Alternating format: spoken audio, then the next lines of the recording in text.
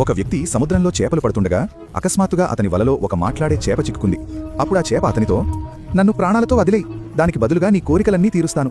నీకు ఎప్పుడు నా సహాయం కావాలన్నా ఈ చోటుకు వచ్చి నన్ను 3 సార్లు పిలువు. ఆ వ్యక్తి దయాగుణం కలవాడు కావడంతో ఆ చేపను తిరిగి నీళ్లలోకి వదిలేశాడు.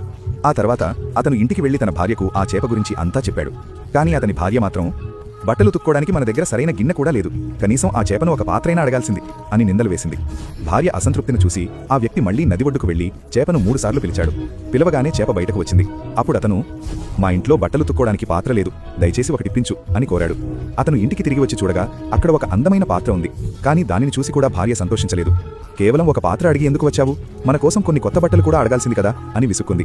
మళ్లీ భార్య కోపాన్ని చూసి ఆ వ్యక్తి నది దగ్గరకు వెళ్లి తమకు కొన్ని కొత్త బట్టలు కావాలని చేపను అడిగాడు.